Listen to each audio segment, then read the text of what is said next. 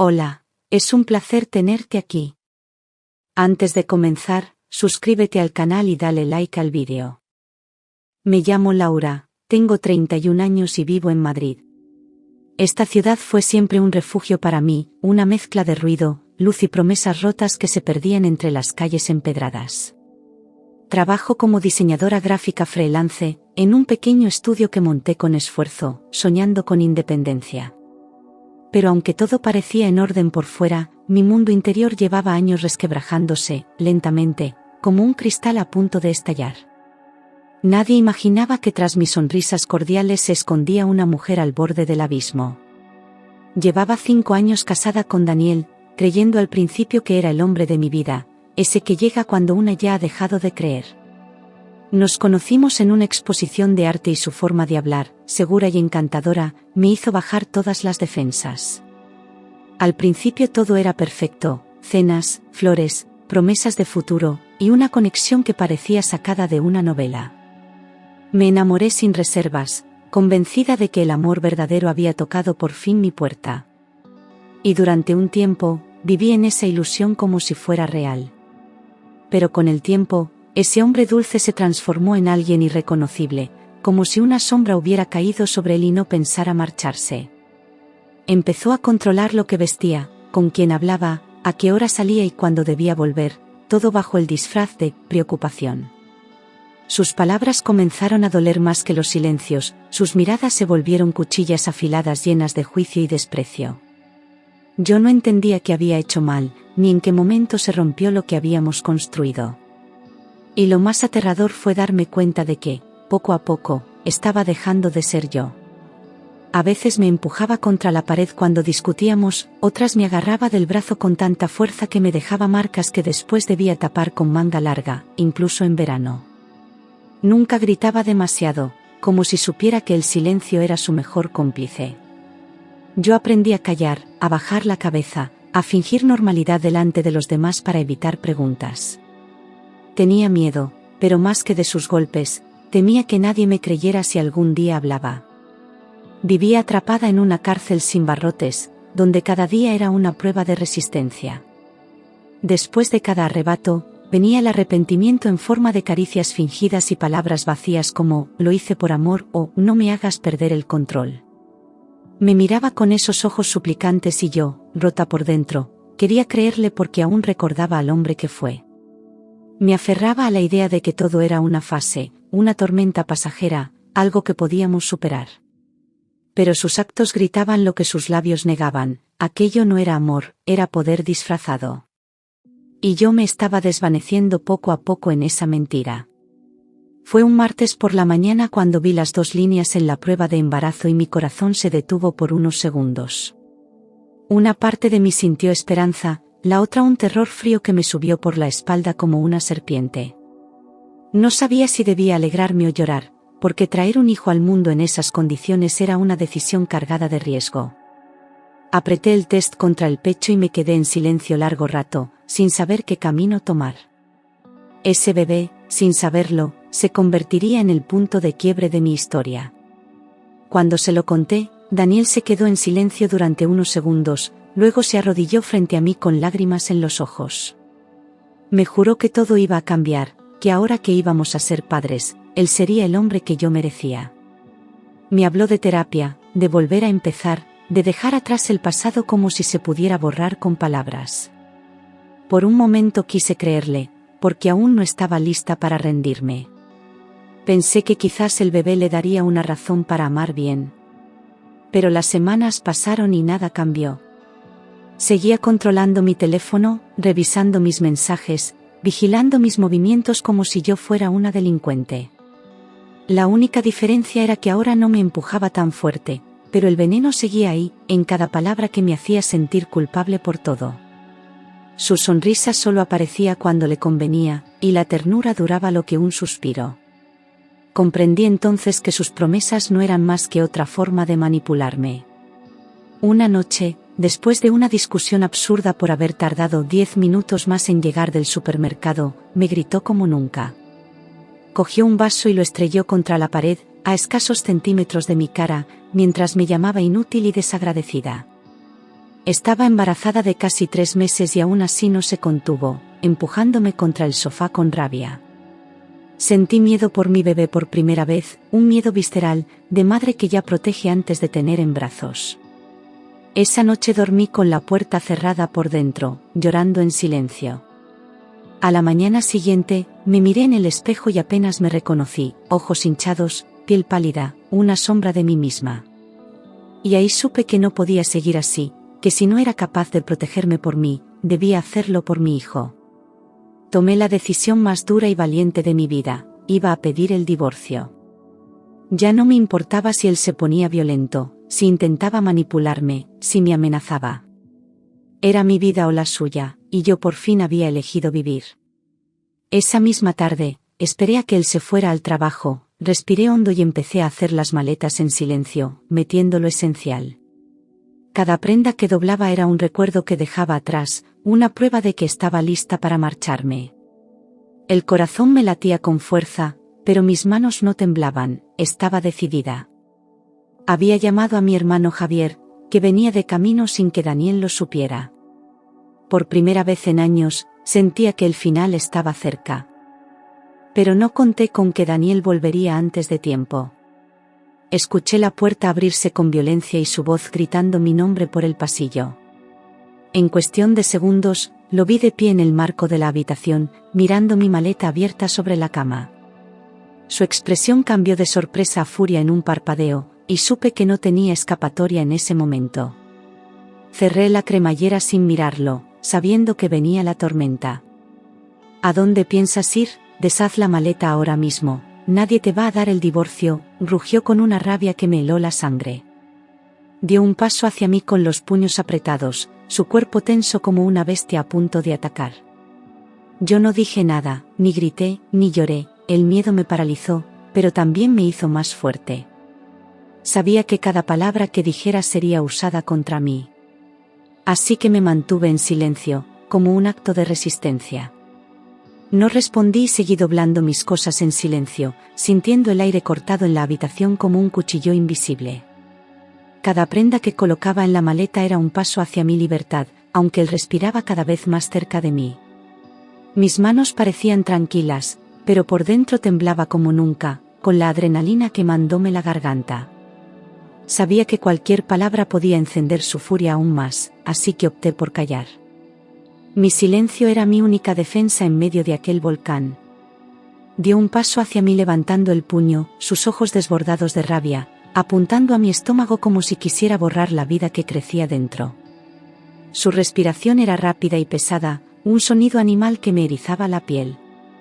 Yo retrocedí un instante, chocando con la cómoda, sin saber si iba a poder esquivar su golpe. Mi corazón latía tan fuerte que parecía escucharse en la habitación. Estaba a punto de explotar todo cuando algo inesperado ocurrió. De pronto, la puerta del baño se abrió lentamente, rompiendo aquel instante de terror con un sonido seco. El golpe del pestillo resonó en el silencio y ambos giramos la cabeza a la vez. Daniel frunció el ceño, confundido, sin entender que no estábamos solos. Mi cuerpo entero se tensó, sin saber quién estaba allí, pero con una chispa de esperanza repentina. Algo había cambiado el curso de esa tarde para siempre. Daniel se quedó inmóvil al ver quién salió, como si el mundo se detuviera a su alrededor. Sus hombros, antes tensos, bajaron de golpe, aunque su mirada seguía ardiendo de ira. Yo sentí un escalofrío recorrerme el cuerpo, porque comprendí que por fin no estaba sola en esa guerra. El aire, que antes era una amenaza, se volvió de repente un refugio en medio del caos. Por primera vez en mucho tiempo, respiré. Era mi hermano Javier, que había llegado a visitarme sin avisar, como un ángel guardián que aparece justo en el momento límite. Venía con su chaqueta aún puesta y una expresión de incredulidad ante la escena que se encontró. Sus ojos pasaron de mí a Daniel en cuestión de segundos, evaluando la situación con instinto protector. La sorpresa se transformó en decisión mientras dejaba la mochila en el suelo.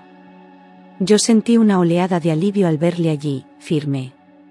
Javier no dudó ni un segundo y agarró el brazo de Daniel antes de que pudiera golpearme, sujetándolo con fuerza. Su gesto fue rápido, contundente, una barrera que Daniel no esperaba. El choque entre ellos llenó la habitación de tensión, como si la electricidad hubiera estallado. Yo me quedé congelada, con la maleta a medio cerrar, mirando cómo todo sucedía delante de mis ojos. Mi hermano era la línea que separaba mi miedo de mi salvación. Los dos empezaron a gritarse cara a cara, palabras duras que resonaban en las paredes como golpes invisibles. Daniel le exigía que se marchara, que no se metiera en asuntos de pareja, mientras Javier le llamaba cobarde y abusador. La habitación parecía demasiado pequeña para contener tanta rabia acumulada. Yo quería intervenir, pero sabía que cualquier movimiento podría empeorar todo. Era como ver un incendio desde dentro, sin poder escapar. Mi hermano le advirtió que si me tocaba una vez más, le iría muy mal, su voz grave y firme como nunca la había oído. Daniel intentó reírse, pero su sonrisa era una mueca nerviosa, porque entendía que había perdido el control. Javier se interpuso entre nosotros, plantado como un muro humano que no pensaba ceder. Esa frase fue un golpe invisible más fuerte que cualquiera de sus puños. Yo sentí que algo dentro de mí despertaba, una fuerza que creía perdida. Mi corazón latía con tanta fuerza que sentía que podía romperme el pecho, y mis manos sudaban mientras seguía doblando mis cosas. Sabía que todo podía estallar en cualquier momento, que bastaba una chispa para que la violencia pasara a otro nivel. Aún así, permanecí concentrada en la maleta, porque esa era mi única salida real. Javier me lanzaba miradas rápidas, pidiéndome que resistiera sin palabras. Y yo lo hacía, respirando lento para no caer en pánico. Seguí guardando mis cosas con Javier a mi lado, cada movimiento cargado de urgencia y determinación. No iba a esperar a que Daniel cambiara de humor, no iba a darle otra oportunidad de destruirme. Era mi momento, aunque la escena fuera caótica y peligrosa. Javier tomó la maleta cuando terminé y me susurró que nos fuéramos ya. Y en ese instante, por primera vez, sentí que la libertad estaba a un paso de mis manos. Salimos juntos de la casa con la maleta en mano, sin mirar atrás, sin decir una palabra más. Daniel no nos siguió, pero su silencio detrás de la puerta cerrada era más amenazante que cualquier grito. Yo caminaba deprisa, casi sin respirar, como si el aire me persiguiera. Javier me sujetó del brazo con fuerza, dándome seguridad con cada paso. En el taxi, por primera vez en años, me permití llorar. Nos fuimos a casa de mi madre, un piso pequeño pero cálido, donde las paredes olían a sopa, a fotos antiguas y a protección.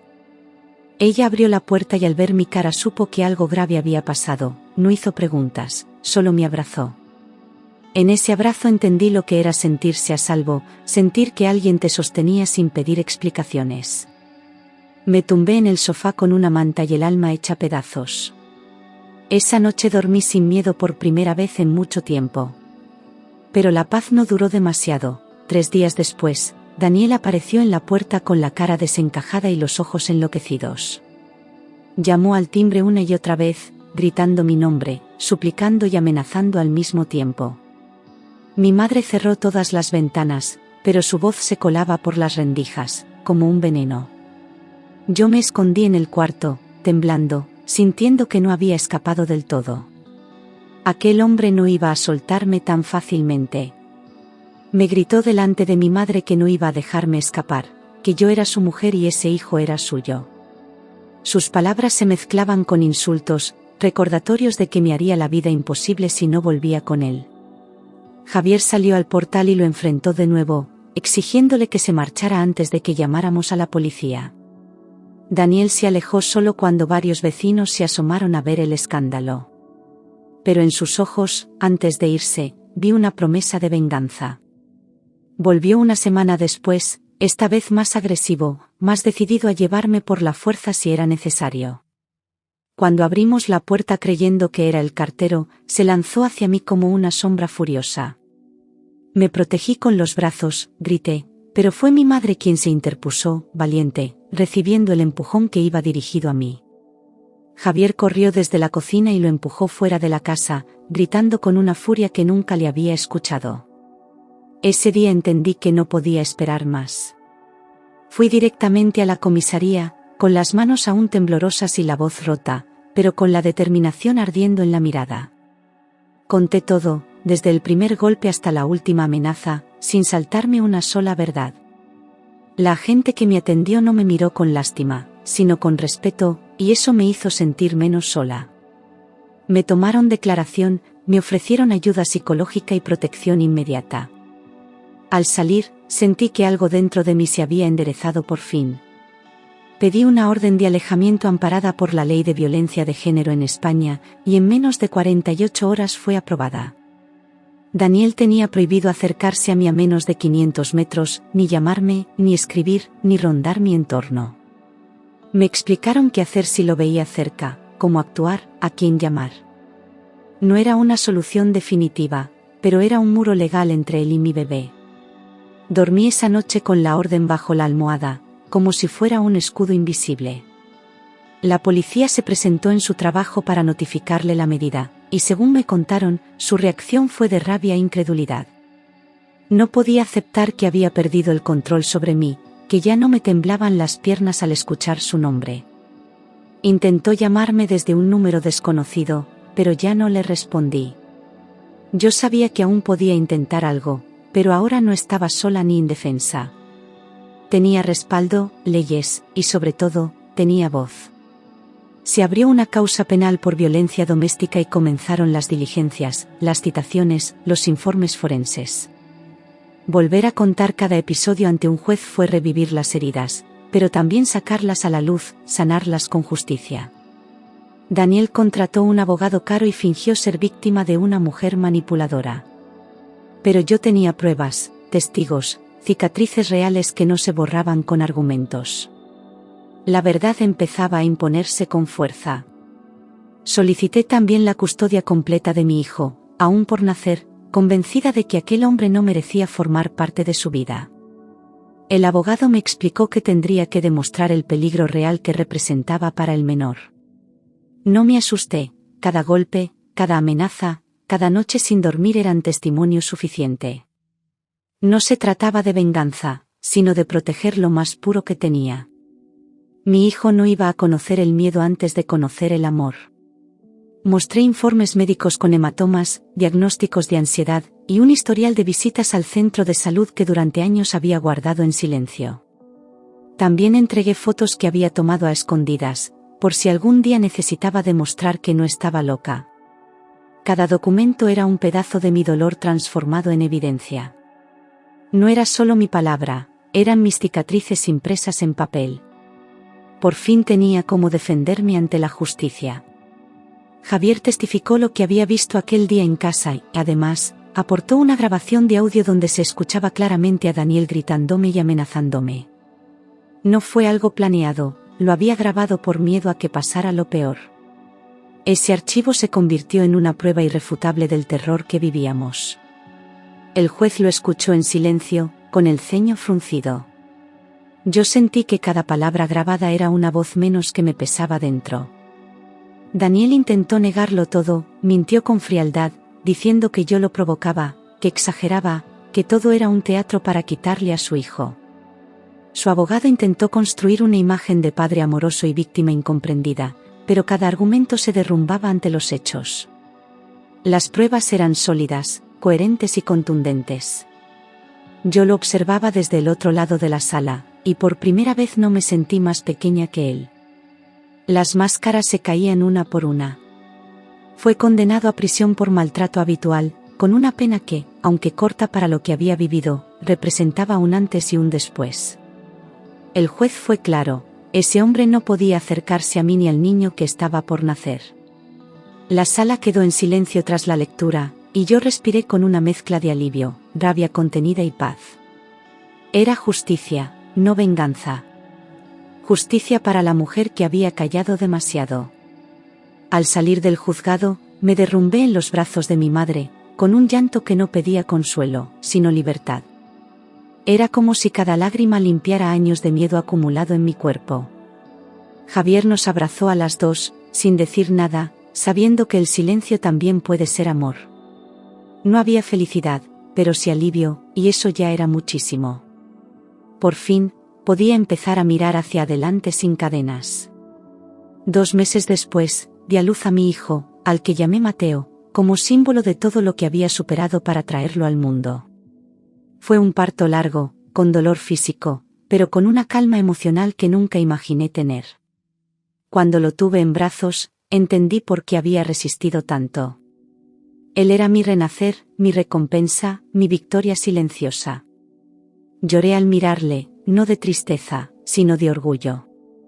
Crié a mi hijo sola, con noches sin dormir y días infinitos, pero con la certeza de estar construyendo algo sano. No había gritos en casa, ni miedo, ni tensión al abrir una puerta. Solo estábamos él y yo, descubriéndonos, aprendiendo a vivir el uno con el otro. A veces me sentía agotada, pero nunca me arrepentí. Era una maternidad sin pareja, sí, pero llena de amor. Vi cómo Mateo crecía rodeado de voces suaves, caricias sinceras y una familia que lo adoraba. Sus primeros pasos me emocionaron hasta las lágrimas, porque no eran solo los suyos, también eran los míos. Caminaba por fin en una vida sin violencia, sin esa sombra constante a mi espalda. Cada palabra nueva que decía era una herida mía que se cerraba. Y cada sonrisa suya me devolvía un pedazo de alma. Mi hermano se convirtió en una figura paternal para él, sin que yo se lo pidiera, de forma natural y generosa. Jugaban juntos, le enseñaba a montar en bici, le leía cuentos antes de dormir. Mateo le decía, Tito, con cariño, pero le miraba con la admiración que solo un niño tiene hacia un héroe. A veces me preguntaba si algún día me preguntaría por su padre. Pero por ahora, su mundo estaba lleno de amor, y eso bastaba. Aún así, yo dormía con temor de que Daniel apareciera en cualquier esquina, en el colegio, en el parque, en una carta sin remitente. Sabía que estaba en prisión, luego en libertad vigilada, pero el miedo no entiende de leyes ni de sentencias. Cerraba la puerta con doble vuelta cada noche, revisaba ventanas, evitaba ciertas calles. Aunque él estuviera lejos, su sombra aún rondaba mi mente. Y ese era el precio invisible que muchas sobrevivientes seguimos pagando. Pasó un tiempo en la cárcel y luego bajo control judicial, con toques de queda, revisiones periódicas y prohibiciones estrictas.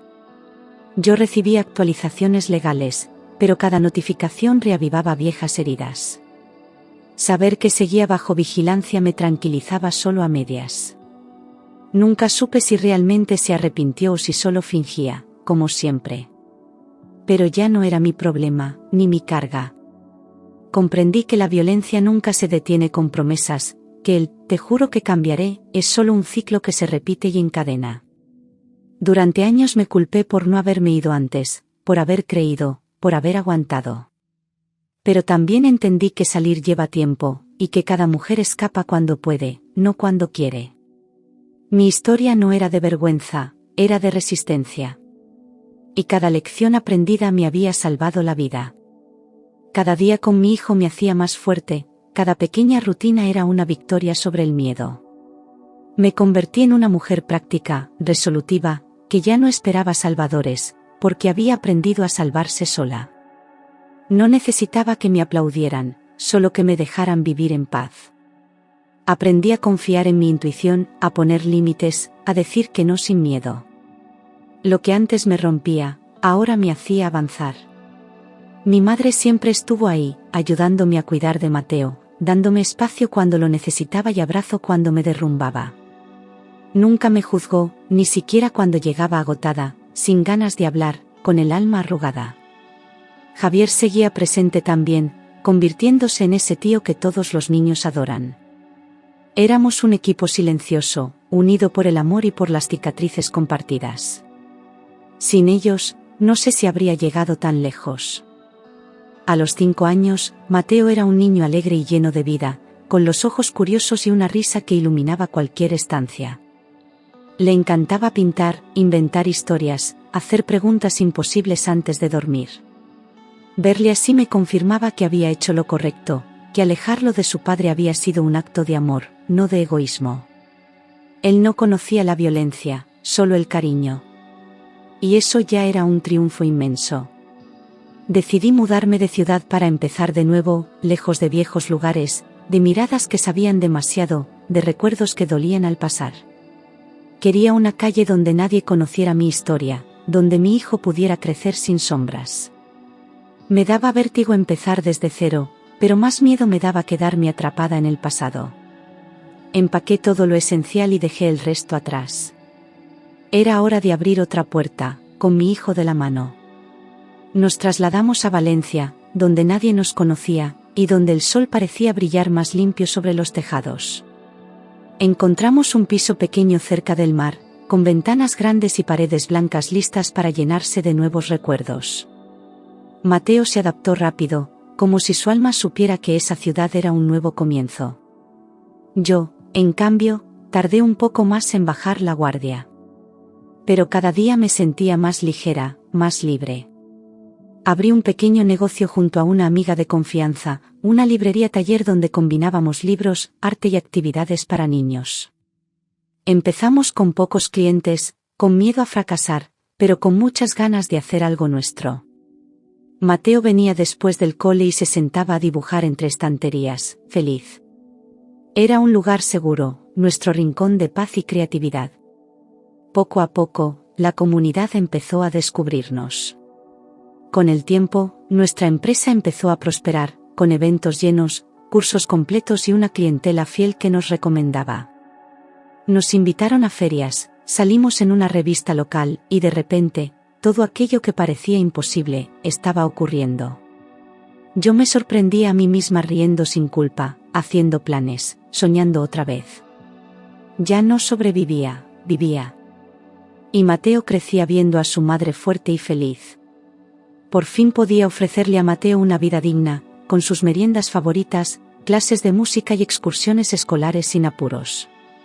Ya no calculaba cada céntimo con miedo, ya no elegía entre comida o luz.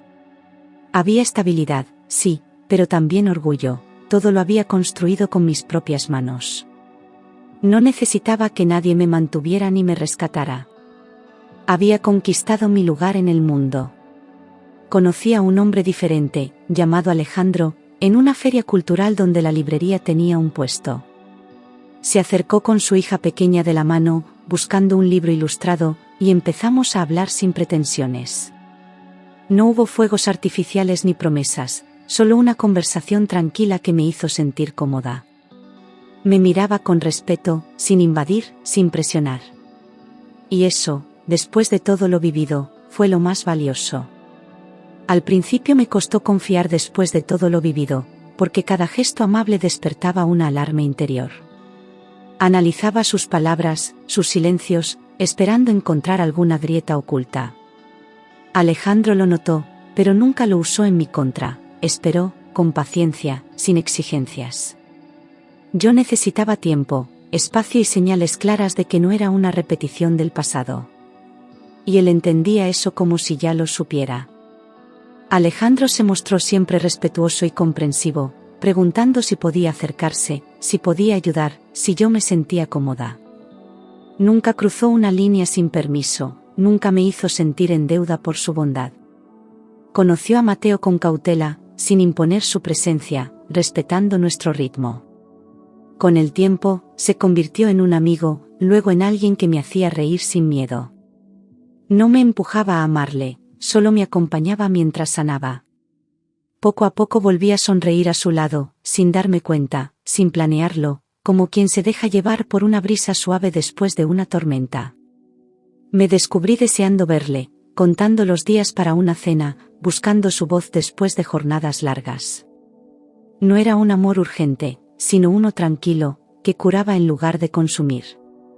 Cuando me besó por primera vez, supe que no estaba huyendo del pasado, sino caminando hacia algo nuevo. Y no sentí miedo, sentí paz. Con él tuve otro hijo, dándole a Mateo un hermano, una nueva raíz en esta tierra que por fin sentíamos como hogar. La llegada de ese bebé fue diferente, sin angustia, sin amenazas, rodeada de cariño y respeto. Alejandro estuvo en cada consulta, en cada madrugada difícil, en cada paso del embarazo. Verle sostener a nuestro hijo en brazos fue como cerrar un círculo. Esta vez no nacía solo un niño, nacía una familia. Formamos un hogar lleno de paz, lejos de la violencia, con rutinas sencillas y momentos llenos de verdad. No éramos perfectos, discutíamos a veces, pero sin gritos, sin miedo, con escucha. Cada día era una prueba de que el amor sano existe, de que sí se puede volver a empezar. Mateo crecía rodeado de risas, con un hermano que le admiraba y unos padres que no necesitaban fingir. Yo, por fin, vivía la vida que merecía. Daniel quedó como una sombra del pasado, sin poder hacernos daño, perdido en algún lugar donde ya no alcanzaba. A veces su nombre volvía en papeles judiciales, en alguna carta oficial, pero ya no dolía igual. Era un recuerdo amargo, sí, pero lejano, como una historia de otra persona. No vivía en mis noches, ni en mis decisiones. Había cerrado esa puerta con firmeza.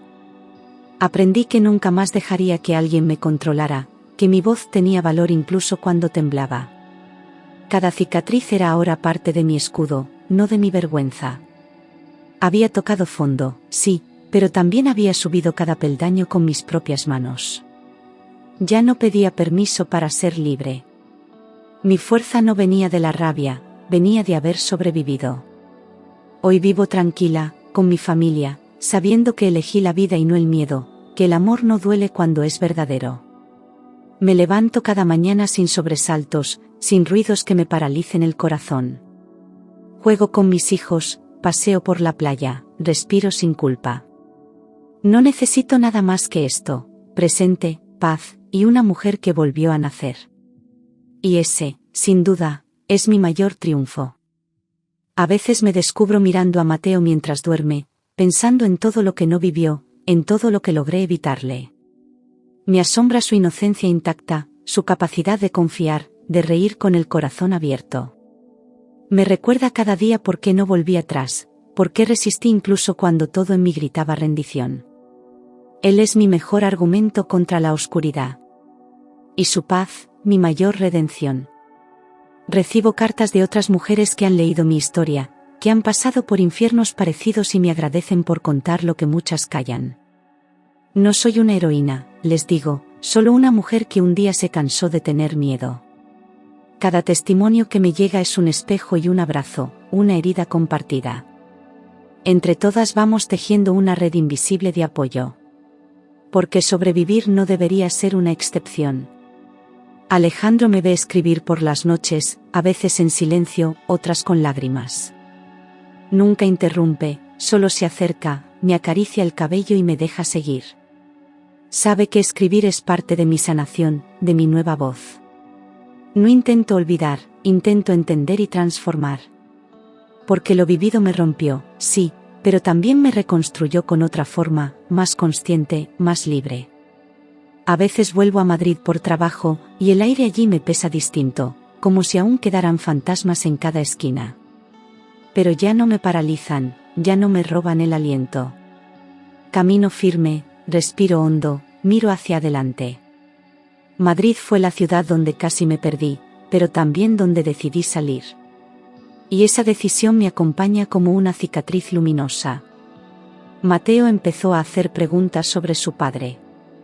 No lo hice esperar, me senté a su lado, le miré a los ojos y le conté lo justo, lo verdadero, lo necesario. No hablé con odio, hablé con cuidado.